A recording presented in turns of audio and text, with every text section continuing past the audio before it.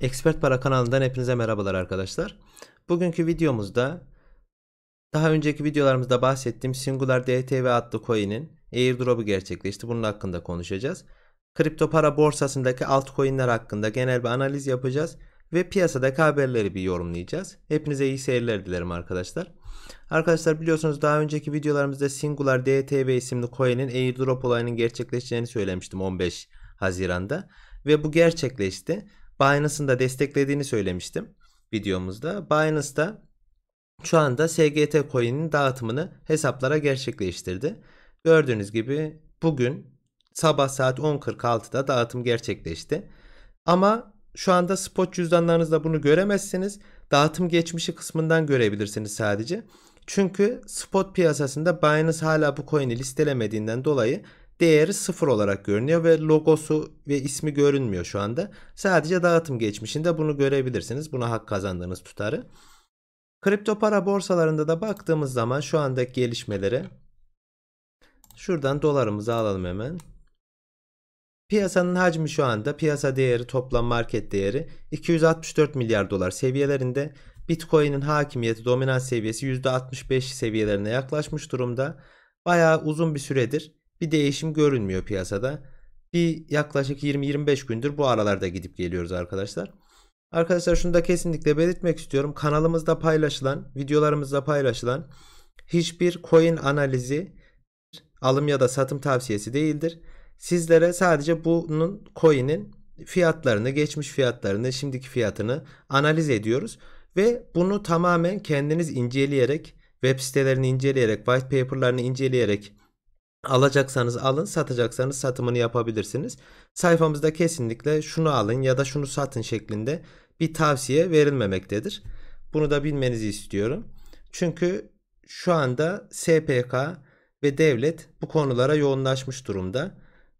Kesinlikle alım ya da satım tavsiyelerini devlet kabul etmiyor.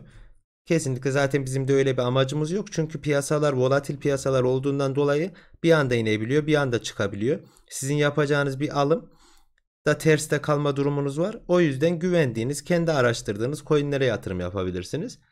Hatta şuradan Türk parası olarak bakalım fiyatlara. Bitcoin şu anda 63.000 TL seviyelerinde.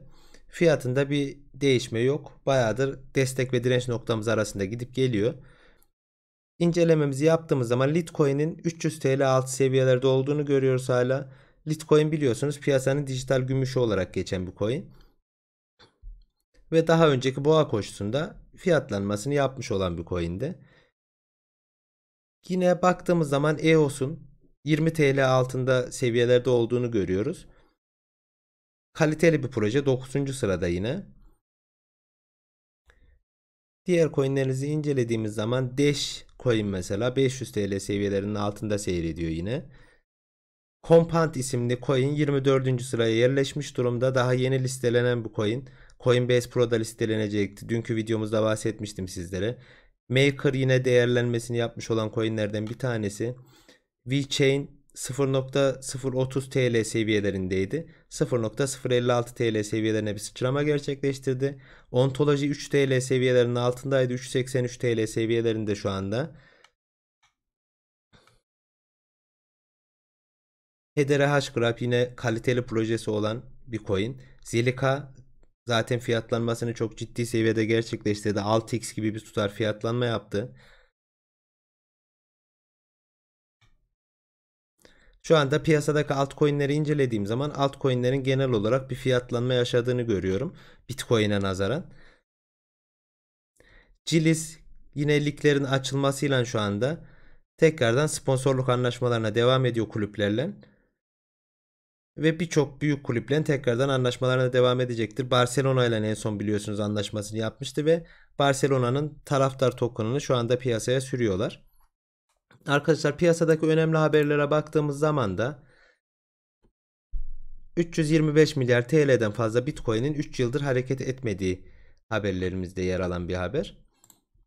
Detayına indiğimiz zaman ise 100 milyarlarca TL değerindeki Bitcoin 3 yılı aşkın süredir yerli yerinde duruyor.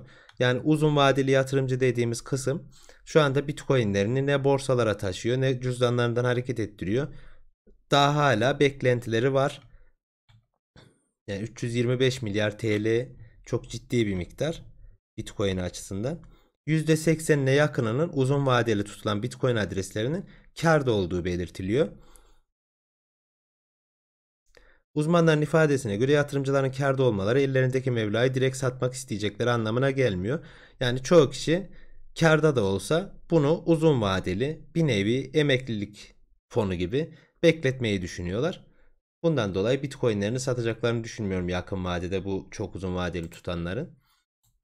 Ve piyasada bu hafta içinde olan önemli bir haberden bir tanesi, Donald Trump Bitcoin için Twitter üzerinden olumsuz paylaşımlarını gerçekleştiriyordu ve mücadelesini bir üst seviyeye taşıdı ve devlete şu anda bununla ilgili düzenleme yapma yetkisi verildi.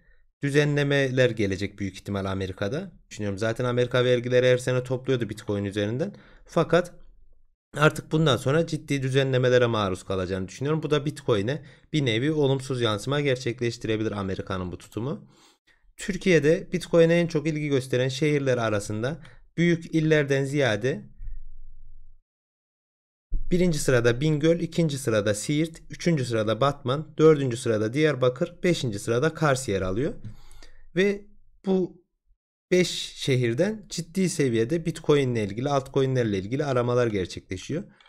Başka haberimizde de Coinbase Pro'nun dünkü videomuzda bahsettiğimiz Compound'ın token'ını listeleyeceğini duyurdu. Bu zaten ciddi seviyede bir fiyatlanma gerçekleştirdi ve coin'i 24. sıraya yükseltti. Türkiye'de de şu anda şuradan baktığımız zaman önemli bir haber bu da. SPK'dan bir kişiye 1 milyon TL para cezası kesildi. Türkiye'deki hisseler üzerinden yatırımcılara bunu alın deyip onlar aldığı zaman kendisi satan, bunu satın deyip onlar sattığı zaman kendisi alan, yani fiyatı olumsuz yönde manipüle eden bir yatırımcı 1 milyon TL ceza ile cezalandırıldı. Piyasa bozucu eylem olarak tanımlandı bu. Onlara şunu alın deyip ona pump yaptırıp yükselttirip yani kendisi satması yüksekten ve satın deyince düşünce tekrardan kendisi alması sadece kendisine para kazandırır. Yüksekten alan insanları zarara sokar. Düşükten alım yapamazsınız zaten çünkü düşüğü kendileri almış olurlar o arada. Bunu da yapan birçok kripto para ile ilgili de birçok Twitter kanalı, Telegram kanalı var. Sizlere mesela pump grubu olarak adlandırılıyor bu gruplar. Sizlere şunu alın dendiği zaman kendileri zaten alımını yapmış oluyorlar. Siz aldığınız zaman o yükselişe geçiyor. Yükseldiği zaman kendileri satıyorlar. Sonra siz tepeden almış oluyorsunuz. Yani onların aldığı fiyattan daha yüksekten almış oluyorsunuz. Kendileri kâra geçiyorlar. Bu yüzden özellikle bu pump gruplarına da dikkat etmenizi öneriyorum sizlere. Kesinlikle uzak durun arkadaşlar. Çünkü kendileri ilk etapta para kazanıyorlar. Sonradan size para kazanacak izlenimi verip siz yüksekten aldığınızda sizi ciddi zarara sokuyorlar. Yani sizin paranızı bir nevi hırsızlık yapıyorlar gibi düşünün. SPK bu kısımla ilgili yani ciddi seviyede bir araştırmalarını yoğunlaştırdı sosyal medya üzerinden de. Bu şekilde yatırım tavsiyesi verilen yerlerde ciddi seviyede cezaların geleceğini açıkladılar. Türkiye'de kripto para borsaları ile ilgili henüz bir regülasyon yok. SPK'nın tutumu Türkiye'de olumlu olarak karşılanıyor kripto paralara karşı. Biliyorsunuz devletin de bu sene blockchain tabanlı Türk lirasını devreye sokacağını duyurmuşlardı 2020 ekonomi eylem planında. Bu yüzden artık kripto paralar Türkiye'de de yasal düzenlemelere tabi olacaktır. Fakat şöyle bir şey var. Tabii ki kripto paradan para kazanan her insan devlete olan vergisini ödemek zorundadır. Diğer ülkelerde de bu şekilde. Bir kazanç sağlanıyorsa bu kazancın vergisi devlete verilmesi gerekiyor. Mesela YouTube'da da zaten bununla ilgili bir düzenleme yapıldı geçtiğimiz senelerde ve YouTube kazancı kazanan kişiler bir şirket kurup onun üzerinden vergisini ödemesi gerekiyor YouTube'dan aldığı paranın. Bu şekilde hem yasal olarak işinizi yapmış oluyorsunuz. Kripto parayla uğraşan birçok kişi de zaten devlete olan vergisini ödeyeceğini düşünüyorum para kazanan kişilerin. Çünkü biliyorsunuz vergilendirilmiş kazanç kutsaldır her zaman. Yakın zamanda Türkiye'de de kripto paralarla ilgili bir düzenleme gelecektir. Amerika şu anda başladı bu düzenlemeye. Diğer ülkelerin de çoğunda vergilendirme sistemi vardı zaten.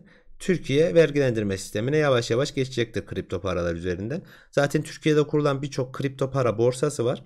Bu borsalar vergilerini ödüyorlar devlete. Fakat kripto paradan para kazanan kişiler bunu bir şirket üzerinden gösterip vergilerini ödemeleri gerekiyor devlete. Herkesin her işi yasal olması gerekiyor. Çünkü hiçbirimizin bir korsan işi, işi yok. Devlete vergimizi vermek zorundayız. Arkadaşlar, bugünkü piyasa ile ilgili genel analizimiz de bu şekildeydi. Altcoin'lerde bir hareketlenme var. Fakat Bitcoin tarafında hala piyasa dominans oranı aynı duruyor. Fiyatları neredeyse aynı duruyor bir aydır. Altcoin'lere bu olumlu olarak yansıdı. Bitcoin'den umudu kesen belli bir kesim var. Bu yükselmiyor diye. Altcoin'lere geçiş yapıyorlar şu anda.